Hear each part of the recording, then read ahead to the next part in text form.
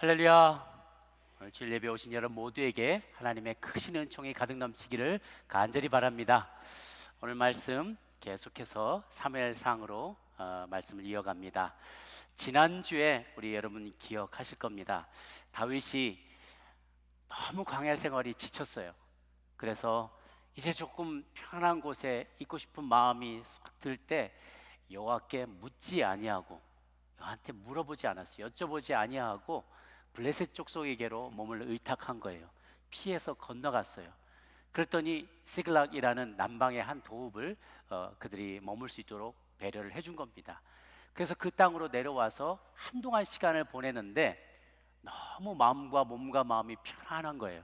정말 오랜만에 단잠을 잤어요. 꿀잠을 잤어요. 누가 옆에서 쫓아올 걱정하지 않아도 되고, 먹을 것 성 안에 있으니까, 또 먹을 것 입을 것 풍족하고 거하는 것도 어렵지 않으니까 거기서 오랫동안 있었던 거예요. 근데 하나님의 계획이 다른 곳에 있었습니다. 이스라엘과 블레셋의 전쟁이 벌어지게 되면서 저 북방의 아벡이라는 곳에서 전쟁이 일어나면서 차출이 되게 된 거예요. 징병이 됐어요. 전군의 동원령이 내려지는 바람에 시글락에 있는 600인도 같이 사흘 길을 걸어서 올라가서 자칫하면은 동족을 향해서 칼을 겨누어야 될 그런 위기 가운데 있었습니다. 그러나 하나님이 다행히 그거는 막아주셨어요. 그러면서 어떤 일을 겪게 했냐면, 남방에 있는 아말렉 족속들이 불시에 습격을 해와서 자기 마을인 시글락을 잿더미로 만들어 놓은 것을 경험하게 되는 거죠. 돌아와 봤더니 마을은 완전 쑥대밭이 되어 있고, 가족들은 다 뿔뿔이 흩어졌고 어딘가 사라져 버렸고, 가축들과 모든 재산들은 다 빼앗겨 버린 거예요. 그때 같이 있었던 600명 중에 몇 명이 돌을 들어서 그를 다윗을 치려고 할 때 급한 마음에 하나님 앞에 간절히 기도하면서 다윗은 드디어 다시 그 마음을 하나님께로 돌이키게 됩니다. 그래서 여호와께 여짜와 이르되, 비로소 여호와께 여쭤보기 시작한 거예요.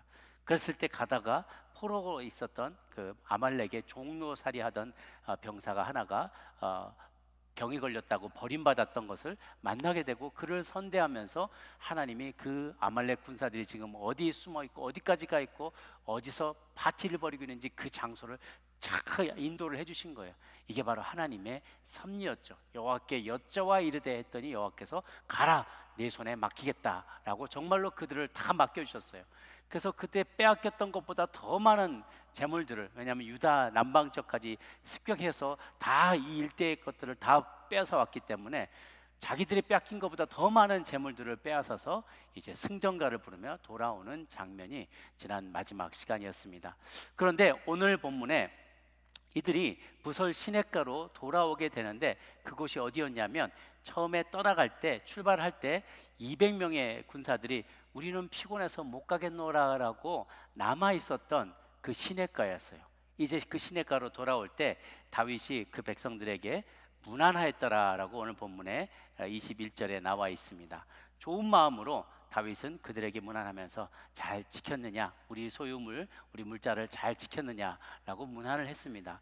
그런데 한 무리의 불량자들이 여기에 악한 자와 불량배들이 이르는데 전혀 아주 욕심스러운 주장을 하는 거예요. 그게 뭐냐? 22절에 보니까 그들이 우리와 함께 가지 아니하였은즉 우리가 도로 찾은 물건은 무엇이든지 그들에게 주지 말자. 각자 자기 처자식만 데리고 떠나가게 하고 우리가 노력한 이거는 우리만 갖자라고 주장하기 시작한 거예요.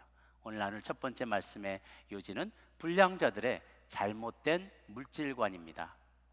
이 불량자들은 아마 틀림없이 자기 마을이 잿더미가 되고 처자들이 끌려가게 되었을 때 돌을 들어서 다윗을 치려고 했던 바로 그 무리들이었음이 틀림없습니다. 이들은 항상 그 마음에 무엇이 있었냐면 entitlement, 자격 있다, 나는 자격 있다라는 권리의식이 충실했어요. 내가 이룬 거야, 이건 우리가 만든 거야, 우리가 빼앗은 거야, 나는 이 대접받을 자격이 있어. 당연히 늘 대접받아야 된다는 생각이 강했던 자들이에요. 그래서 이번에 승리를 거두고 돌아왔을 때 마치 모든 공로가 자신들에게 있는 것처럼 의시되기 시작하고, 거기 남아있던 200명들을 루저라고, 패배자들이라고, 받을 자격이 없는 사람들이라고 손가락질하기 시작하고 갈라치기를 했던 거예요. 과연 그런가? 사실 다윗과 그 용사들은 이 시글락에서 재산을 풍성하게 모았다가 한순간에 다 날려간 것을 경험했어요. 잿더미가 된 것을 한 번 경험했어요.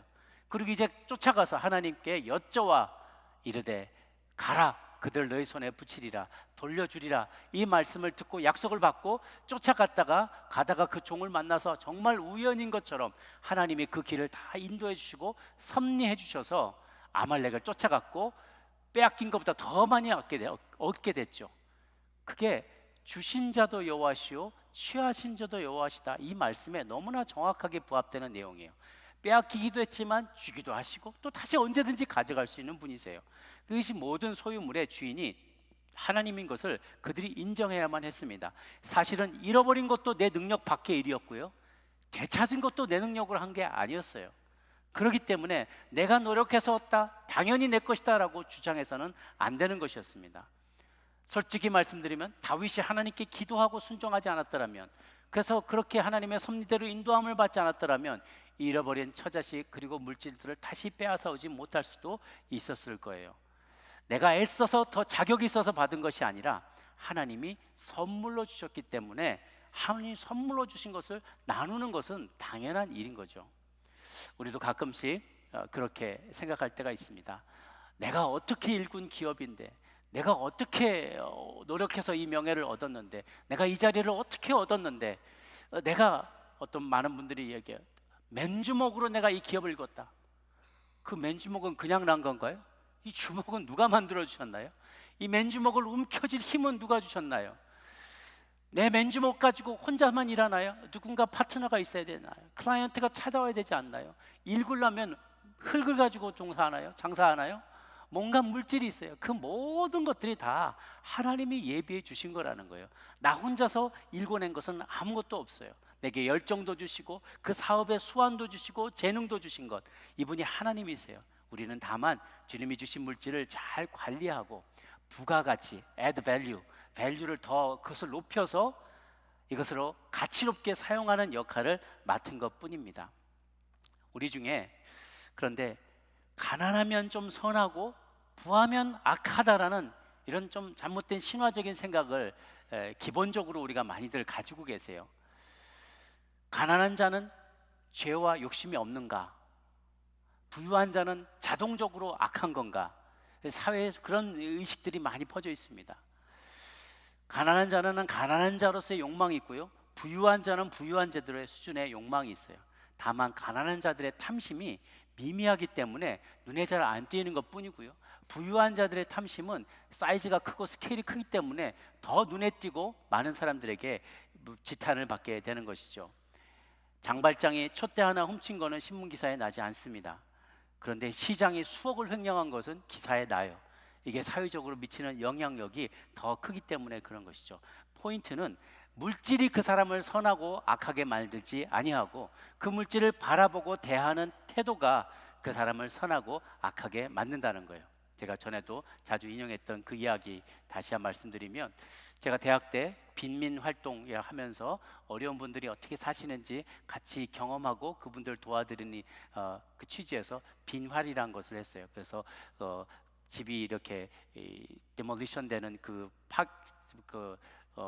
집을 없애는 그 일들을 할 때 그 집에 가서 일부러 가서 같이 살고, 이분들 집 없어지면 안 됩니다 하고 앞에다가 문에다가 X자를 다 철거하시는 분들이 X자 마크를 치고 가거든요.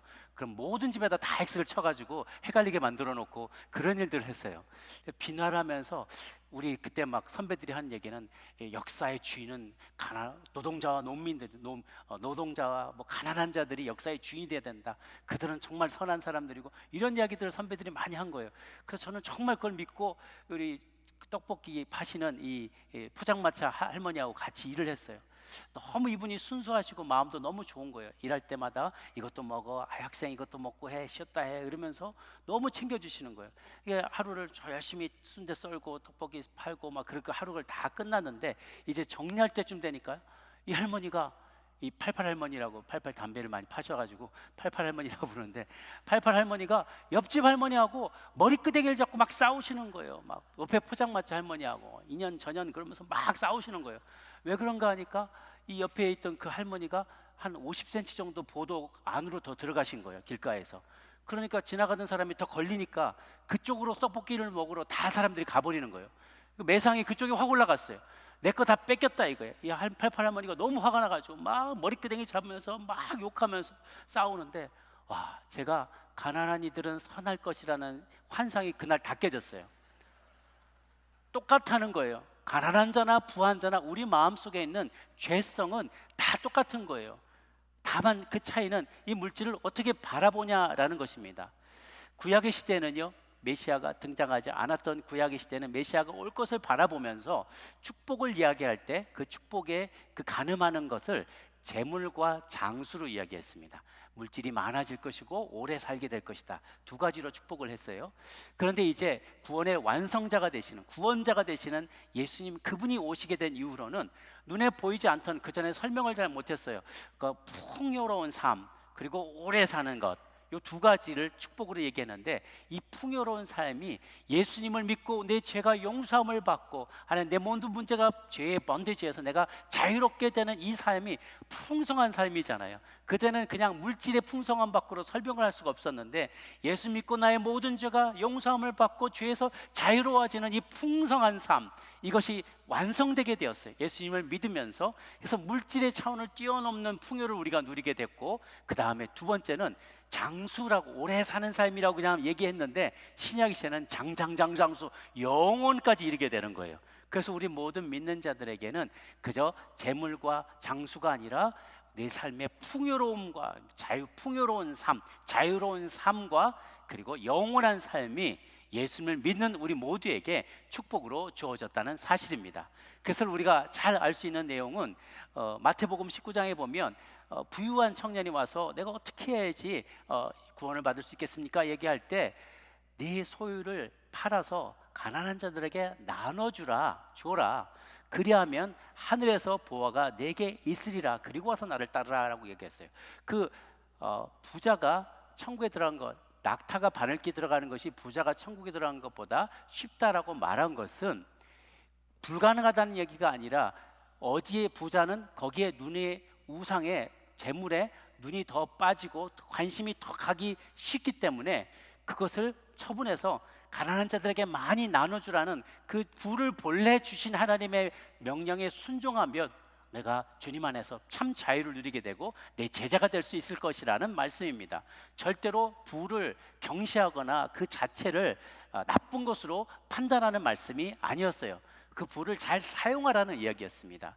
그렇기 때문에 불량자들처럼 잘못된 물질관을, 이 다윗과 함께했던 불량자들처럼 잘못된 물질관을 가질 것이 아니라 바른 물질관을 가져야 돼요. 하나님께서 우리에게 선물로 맡겨주셨고 이것을 잘 사용하는 것이 우리의 사명이다. 이런 사실을 우리가 같이 깨달을 수 있게 되기를 바랍니다. 두 번째는요, 다윗이 세운 너그러운 나눔의 법칙에 대해서 오늘 볼 수가 있어요. 이 불량자들이 이렇게 얘기를 하니까 다윗이 말하기를 23절 4절을 같이 한번 한 목소리 읽도록 하겠습니다. 시작. 다윗이 이르되 나의 형제들아, 여호와께서 우리를 보호하시고 우리를 치러 온 그 군대를 우리 손에 넘기셨은즉 그가 우리에게 주신 것을 너희가 이같이 못하리라. 이 일에 누가 너희에게 듣겠느냐? 전장에 내려갔던 자의 분깃이나 소유물 곁에 머물렀던 자의 분깃이 동일할지니 같이 분배할 것이니라 하고, 다윗이 이야기합니다. 형제들아, 그러면서도 나이스하게 얘기해요. My brothers, 내 형제들이요, 그렇게 말하지 마시오. 그렇게 말하지 마시오. 이 군대를, 우리를 치러 왔던 이 군대를 하나님께서 우리에게 넘겨주셨다. 우리에게 넘겨주셨다. 그리고 그가 우리에게 주셨다. 그걸 너희가 이렇게 처리해서는 안 된다라는 거야. 결국은 우리가 오늘 얻은 이 모든 재물이 하나님의 선물이다 라고 얘기해요. 그분이 우리에게 넘겨주셨기 때문에 우리도 한 것은 땀 흘렸고 우리도 목숨을 걸고 싸웠지만 하나님이 주지 않으셨다라면 얻지 못했을 거다.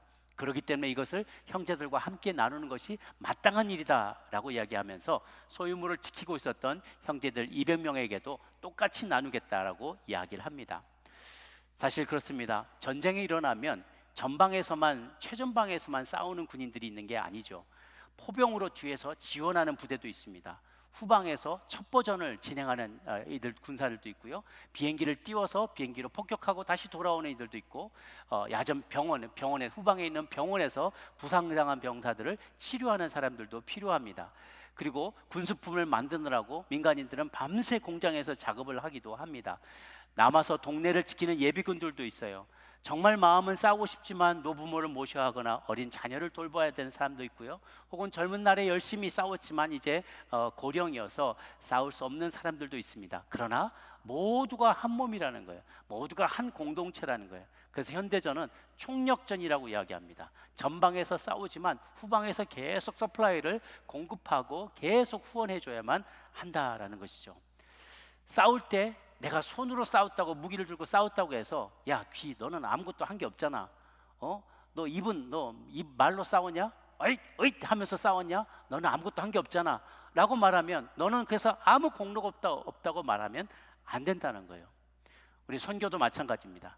최전방에서 선교사님들이 열심히 말씀의 씨앗을 뿌리고 양육하고 돌보고 교회를 세우고 이런 일들을 열심히 하지만, 또한 우리는 후방에서 교회를 지키며 또 기도로 후원해요. 그리고 물질로 후원하는 사람들이 있어요.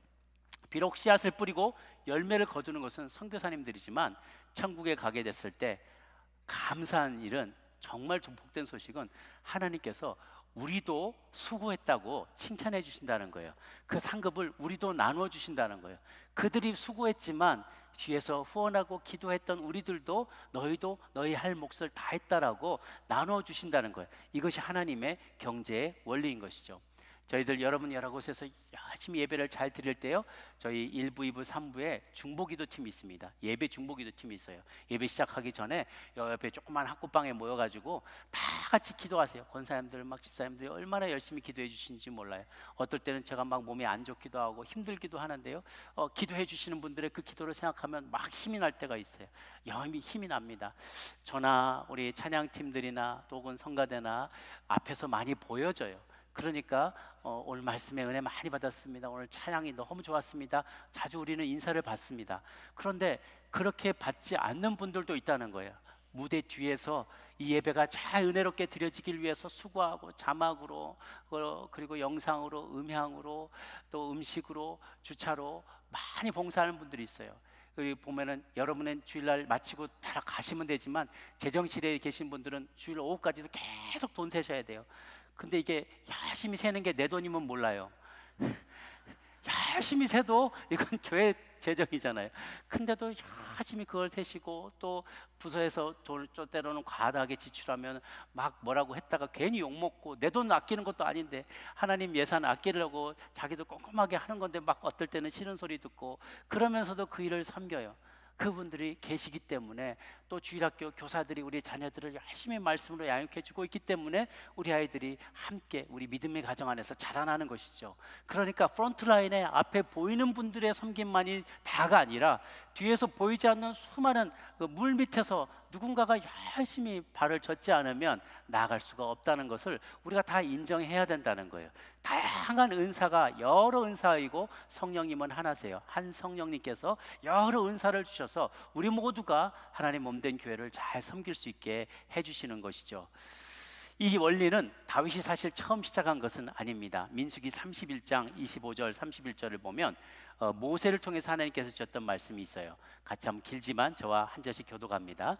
25절, 여호와께서 모세에게 말씀하여 이르시되 너는 제사장 엘라살과 회중의 수령들과 더불어 이 사로잡은 사람들과 짐승들을 계수하고 그 얻은 물건을 반분하여 그 절반은 전쟁에 나갔던 군인들에게 주고 절반은 회중에게 주고, 전쟁에 나갔던 군인들은 사람이나 소나 낙이나 양떼 500분의 1을 여호와께 드릴지니라.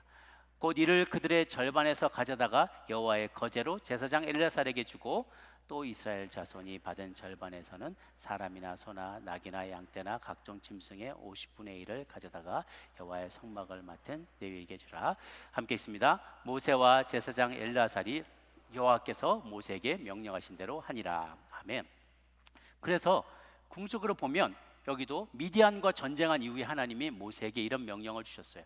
군대에 가서 싸웠던 사람, 남아있던 사람, 그 노략물의 절반을, 짐승들과 이런 물질들을 절반으로 똥 나눠서 주고, 전쟁에 나갔던 사람들은 그거에 한 500분의 1을 제사장에게 드리고, 또 남아있던 사람들은 그것들의 또한 50분의 1을 레위인에게 주어라.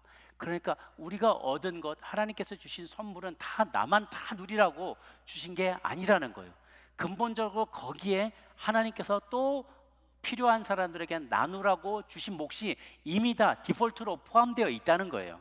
그러니까 이건 다 내 것이다 라고 얘기할 수 없고, 다 하나님의 선물인데 그 중에 하나님은 특별히 나누라고, 내가 아유 선심 썼다 라고 나눠주는 게 아니라 이미 포함되어 있다네, 그 안에. 그래서 그거를 반드시 하나님께서 꼭 필요한 곳에 쓰도록 우리에게 나눠주셨다는 것이죠. 세상에 보면 어떤 사람은 정말 몸을 갈아 넣어서 일하는데도 성공과는 거리가 먼 삶을 살기도 합니다. 정말 어떤 분들은 정말 노력하는데요, 명함을 수십 번 가르치면서도 정말 잠 안 자고 열심히 일하는데 그렇게 재물이 이렇게 따라오지 않는 분들도 있어요. 또 어떤 분은 정말로 부모님 태어나고 보니까 집안이 가부야, 잘 사는 회장님 아들들도 있어요. 그런 걸 보면서 어떨 때는요, 어떤 분들은 태어나면서 우울한 유전자를 가지고 있는 분이 있어요. 누구는 열심히, 저 같으면 막 열심히 뭐 외우려고 해야 막 외워질까 말까 하는데, 어떤 분들은 막 책 한 번만 보면 다 외워요. 세상에 공부가 제일 쉬웠어요. 이런 분이 제일 얄미워요. 공부가 제일 쉬웠대. 뭐가 외워지는 게 금방 한 번만 보면 된대요. 그거는 어쩔 수 없이 타고난 유전자거든요. 근데 하나님 페어하지 않아요 라고 말할 수 없다는 거예요. 하나님은 그렇게 다양하게 만드셨어요. 어떤 사람은 정말 금수저로 태어나기도 하시고, 어떤 사람은 흙수저로 태어나기도 합니다. 어떤 사람은 정말 지능이 있고, 어떤 부분을 아주 그냥 스마트하게 어떤 일을 잘하게 만들기도 하고, 어떤 사람은 손재주가 좋게 만들기도 하고, 어떤 사람은 노래를 잘하고, 어떤 사람은 운동을 잘하고, 다양하게 만드셨어요. 그렇기 때문에 어떤 한 영역에서 어떤 분에게 많이 주고 저것저것 적게 주신 걸 가지고 페어하지 않다고 말하면 안 된다는 것이죠. 교회에서도 보면은요, 어떤 목사님들은 목사님 사모님은 평생 정말 뼈 빠지게 교회를 열심히 섬기는데, 그러면서 어린아이들 잘 양육하고 대학생들, 학생들 잘 양육하고, 그렇게 지역 지방에서 열심히 목회하시는 분들이 계세요. 특히 한국에. 그리고 열심히 가면 대학 가면서 목사님 사모님 그동안 감사했습니다 그러면서 빠이빠이 하고 서울로 다 가버리는 거예요. 서울에 있는 대형 교회로 다 가요. 그러면 마지막 날 정말 천국에 갔을 때 하나님이, 그래 너는 몇 명 목회하다 왔냐, 그럼 너 뭐 하다 왔냐, 그러면 그 숫자대로 판단하고 상급을 주신다면 지역 교회에 있는 작은 교회 목사님 사모님은 얼마나 억울하시겠어요. 그렇죠? 이 보이는 것이 전부 다가 아니라는 거예요. 직분도 마찬가지입니다. 우리가 이번에 다음 주에 임직자를 뽑게 되는데요, 저희가 이 양력도 쫙 소개를 했잖아요. 그런데 주로 이제 총무님들도 많이 하시고 많은 일들을 섬기신 분들이 이제 주로 이제 후보로 올라가시길 하죠. 그러나 우리가 절대로 잘못 생각해서는 안 됩니다. 어떠한 직분이 주어지는 것이 그동안에 수고했으니까 이제 이거 좀 맡아도 되겠다 하고 보상으로 주어지는 게 절대로 아니라는 거예요. 그것은 보상이 아니라 오히려 이제 더 큰 책임을 맡도록 너에게 사명을 주겠다라는 하나님의 부르심인 거예요. 절대로 보상이 아니라 새로운 콜링이고 부르심이라는 것이죠. 물질도 마찬가지라는 거예요. 내가 애썼으니까, 네가 그래 땀 흘리고 고생했으니까 이만큼 마땅히 이 특권도 누리고 이 물질도 누리고 좋은 집에 살아야 되고 이런 권세를 누리는 것이 아니라, 그게 마감이 아니라 그게 시작이라는 거예요. 내가 너에게 이렇게 랜덤하게 준 거예요. 5달란트를 주기도 하고 2달란트를 주기도 하고 1달란트를 주기도 합니다. 이건 하나님의 뜻입니다. 그것이 재능일 수도 있고 물질일 수도 있고 특권일 수도 있습니다. 그러나 하나님께서 랜덤하게 주셨는데, 각각의 받은 사람은 그 각각의 마땅한 사명을 감당해야 된다는 거예요. 내가 수고했으니까 보상으로 준 게 아니라, 이제 앞으로 이걸 가지고 어떻게 하면 더 잘 배가시키고 더 많이 잘 나눌지, 내가 너에게 새로운 사명을, 미션을 준다라는 사명감을 깊이 아주 무겁게 받아야만 된다는 것이죠.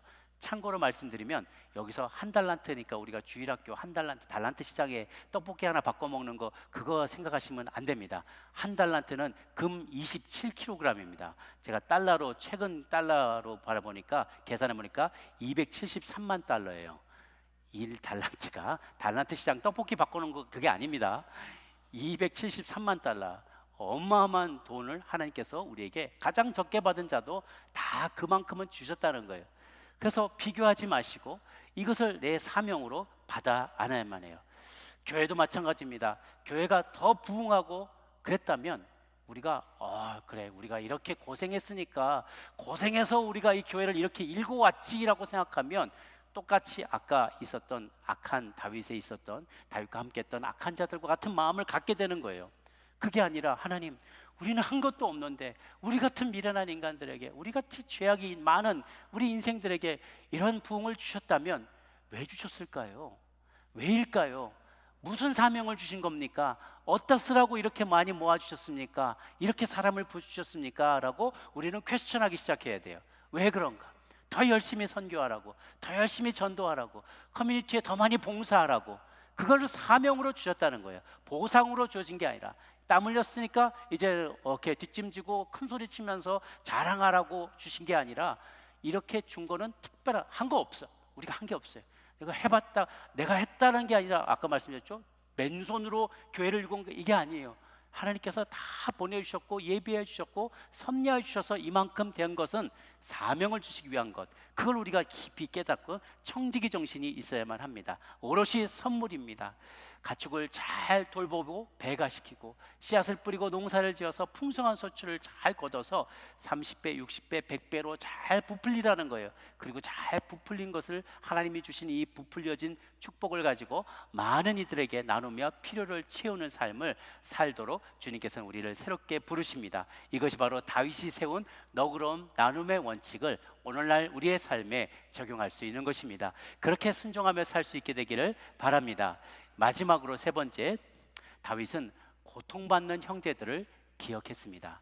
오늘 말씀을 마지막 부분을 보니까 그날부터 다윗이 26절에 시글락에 이제 돌아왔어요. 그리고 전리품을 그의 친구 유다 장로들에게 보내어 이르되, 보라, 여호와의 원수에게서 탈취한 것을 너에게 선사하노라 라고 선물로 줬는데요.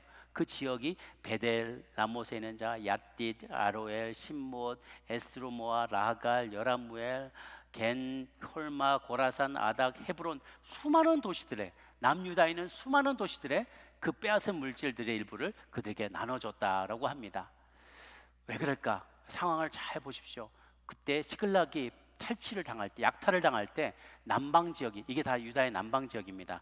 여기서 말하는 베델은 저 위에 베델이 아니라 남쪽에 있는 다른 베델이에요. 이 남쪽에는 수많은 마을들도 똑같이 약탈을 당했어요. 그래서 덕분에 많이 빼앗아 왔다 그랬잖아요. 그러니까 빼앗아 왔지만 이들은, 시글락은 이제 다시 잘 살게 되었는데 동족인 유다족은 여전히 그 궁핍한 가운데 있어요. 다 집도 절도 없이 그냥 싹 다 완전히 잿더미가 되어버렸고 가축도 없고 먹고 살 길이 막막해진 상황이에요. 그 소식을 듣고 나서 다윗이 손을 내밀어서 그들에게 빼앗은 약탈물의 일부를 보내어줍니다. 그들은, 시글락은 다윗처럼 자신들을 보호해주는 주군이라도 있었는데 이놈의 사울 왕은 맨날 땅 따먹기에 바빠가지고 한때는 다윗 쫓아다니느라고 바쁘다가 이제는 블레셋과 싸우느라고 저 아벡에 올라가서 남쪽이 이렇게 약탈당하는데 아무 관심도 없어요. 그런데 오히려 다윗은 그곳에 가서 친구 장로들에게 이 빼앗은 물질들의 일부를 플로잉을 해줍니다. 플로잉 해준다. 우리가 교회에서 나누는 것을 플로잉이라고 많이 표현을 하죠. 하나님께서 주신 게 오버플로우해서 주신 축복이 막 넘쳐나서 그 넘쳐난 것을 버리지 않고 다른 이들에게 나눠주는 것을 플로잉을 한다라고 얘기하죠. 나도 선물로 받은 것이니까 한 몸임을 기억하면서 우리가 공동체다라는 걸 기억하며 나눠주는 거예요. 저희도 미국에 우리가 살고 있지만 조국 교회를 위해서 열심히 기도하지 않습니까? 남북의 통일되기를 위해서, 또 남한에 어려운 일들이 생겨나면 그걸 위해서 기도하고 때로는 물질을 모아서 성금을 전달하기도 하고, 이런 일을 하는 이유는 우리가 떨어져 있지만 한 몸임을 기억하기 때문에 그런 것이죠. 그런데 이렇게 자꾸 우리가 나누고 그 사람들에게 이렇게 평균해서 나눠주는 이런 모습을 보면서 궁금히 여기는 분들이 있을 거예요. 아니, 이런 이 나눔의, 다윗의 나눔과 공산주의에서 나누는 거하고 뭐가 다르냐? 이거 좀 약간 좌파 이데올로기 아니냐? 이런 생각을 하실 수가 있어요. 그런데 이게 표면적으로는 비슷해 보일 수 있지만 근본적인 동기와 실행 방식에서, 그리고 재물을 바라보는 관점에서 너무너무나 달라요. 너무너무나 다른 것입니다. 디모데전서 6장 17절 말씀을 같이 한번 읽겠습니다. 시작. 내가 이 세대에서 부한 자들을 명하여 마음을 높이지 말고 정함이 없는 재물에 소망을 두지 말고 오직 우리에게 모든 것을 후히 주사 누리게 하시는 하나님께 두며 라고 했어요. 포인트는 이것입니다. 마음을, 이 세대 부한 자들에게 그 마음을 정함이 없는 재물에다가 두지 말라는 거예요. 대신 모든 것을 후히 주사 누리게 하시는 하나님께 두어라. 마음을 어디다 둘 거냐? 정함이 없는 재물에 두지 말고 하나님께 두라는 거예요. 하나님께 두라. 그러면서 이것이 기독교적인 재물관의 핵심입니다. 그래서 나누라고 할 때도 이것이 사랑의 마음으로 나누느냐 강제로 빼앗기느냐라는 차이가 있어요. 기독교적인 나눔은 사랑과 자발적인 희생을 기반으로 합니다. 하나님이 주신 선물을 나는 청지기로서 맡은 것뿐이기 때문에 올바른 관리와 분배도 하나님께서 내 마음에 주신 감동을 쫓아서 자원하는 마음으로 사랑으로 나눈다는 거예요. 그런데 공산주의에서는 이걸 강제로 기계적으로 평균적으로 딱딱딱 나누겠다라고 주장을 하는 것이죠. 고린도후서 9장 7절에 보면 이런 말씀이 있어요. 같이 한번 읽습니다. 시작. 각각 그 마음에 정한 대로 할 것이요 인색함으로나 억지로 하지 말지니 하나님은 즐겨내는 자를 사랑하시니라. 초대교회 때도 사도행전 4장에 보면 자발적으로 필요했던 성도님들의 필요를 위해서 내 것을 내어놓았던 기록이 나와요. 그런데 거기에는 위선적으로 했다가는 하나님 앞에 큰 코 다치는 사람들이 이야기합니다. 아나니아와 삽비라가 위선적으로 했다가 칭찬받으려고. 그런데 그게 아니라 정말 성도들은 마음에서 우러나서 이 중에 핍절한 자, 곤란한 자, 어려운 자들을 돕는 마음으로 사랑을 실천했다는 거예요. 인간인 죄된 본성을 가지고 있지만 예수 그리스도를 통해서 성령으로 새롭게 변화될 때 이 자원하는 마음이 생겨난다는 거죠. 중요한 차이가 있어요.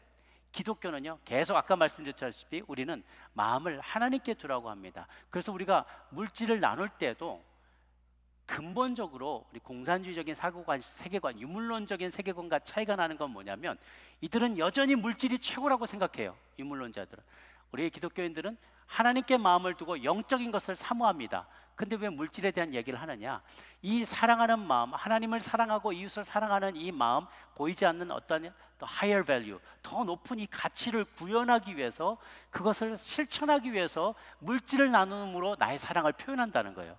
꼭 물질이 아니어도 괜찮아요. 그것은 대표적으로 몸으로 보이는 것이 물질이기 때문에 그 물질을 나누는 것이지, 가난해도 다 같이 행복해질 수 있다라고 우리는 믿어요. 그런데 유물론자들은 물질이 최고인 거예요. 진정한 의미에서 맘모니즘, 물질을 우상으로 삼는 사람들은 유물론자들이에요. 세상에 물질밖에 없다. 유물론자들이거든. 그들은 이 물질이 너무나 중요하니까 물질이 없으면 행복하지 않다고 생각하는 거예요. 그래서 기계적으로 부자한 사람들의 물질도 다 뺏어서 가난한 자들의 모두에게 똑같이 평균해서 나누면 그때야 우리가 다 평등해지고 다 행복하다라는 유토피아에 이르게 된다는 잘못된 생각을 하는 것이죠. 우리는 달라요. 그 물질이 온 우리의 모두의 행복과 모든 걸 주관하지 않고, 물질이 끝나면 나도 끝난다고 유물론자들은 생각합니다. 그러나 우리는 그 세계를 뛰어넘어서 하나님을 사랑하고 이웃을 사랑하라는 영원한 가치를 구현하기 위해서 그 물질을 도구로서 나눔과 사랑의 표현과 실천으로 그 물질을 나눈다는 것입니다. 그래서 이 물질주의자들, 유물론자들은 이 죄악의 문제는 여전히 해결되지 않았기 때문에, 죄가 해결되지 않은 상태에서 평균적으로 나누라고 하면 어떻게든지 이 물질을 내가 빼돌리려는 암투를 벌이는 거예요. 소수의 어떤 권력을 내가 차지하기 위해서 계속해서 회개하지 않은 죄성이 있는 이 마음을 가지고 이것을 똑같이 어떻게 하면 내가 더 얻어낼 수 있을까 애쓰며 빼앗으려고 한다라는 것이죠. 우리에게 더 필요한 것은 정직한 직업윤리, 그리고 자발적인 기여하는 그런 마음, 그리고 성령으로 거듭난 새로운 마음이 있을 때 우리는 기쁜 마음으로 이웃과 함께 나의 소유였지만 내가 노력했어도 본래 하나님이 내게 선물로 주신 것을 기억하면서 자발적으로 나눌 마음이 생겨나는 것입니다. 마태복음 6장 19절 21절을 마지막으로 함께 읽도록 하겠습니다. 시작. 너희를 위하여 보물을 땅에 쌓아두지 말라. 거기는 좀과 동록이 해하며 도둑이 구멍을 뚫고 도둑질을 하느니라. 오직 너희를 위하여 보물을 하늘에 쌓아두라. 거기는 좀이나 동록이 해하지 못하며 도둑이 구멍을 뚫지도 못하고 도둑질도 못하느니라. 내 보물이 있는 그곳에는 내 마음도 있느니라. 아멘. 보이는 물질보다 보이지 않는 하나님의 사명을 더 소중히 여길 수 있게 되기를 바랍니다. 물질을 잘 분배하십시다. 하나님은 그렇게 다윗이 자신의 물질보다도 사랑하는 형제자매들에 대한 안위와 그들을 긍휼히 여기는 마음으로 자신의 물질에 대한 독점권을 포기하기 시작했을 때 이후에 남유다에 있는 모든 지역의 장로들의 마음을 사게 됩니다. 본래 그것을 자기가 의도했던 것은 아닐지 모르지만 그 좋은 하나님이 주신 마음으로 이렇게 그들을 선대하기 시작했을 때 조금씩 왕이, 하나님께서 통일 이스라엘의 왕위로 오르게 하는 그 길이 더 가까이 나가게 되는 결과를 얻게 되는 것입니다. 사랑하는 여러분, 여러분의 주위 분들을 더 많이 성공시키십시오. 내 주변에 있는 모든 이들과 더 행복하게 하시고 주님을 더 가까이 하게 하십시오. 그것이 우리에게 주시는 가장 큰 리워드고 가장 큰 축복이고 또 영생을 이루게 하는 하나님의 나라에서 더 큰 축복과 하나님의 칭찬을 받는 길인 줄을 여러분 기억하시기를 바랍니다. 기도하겠습니다.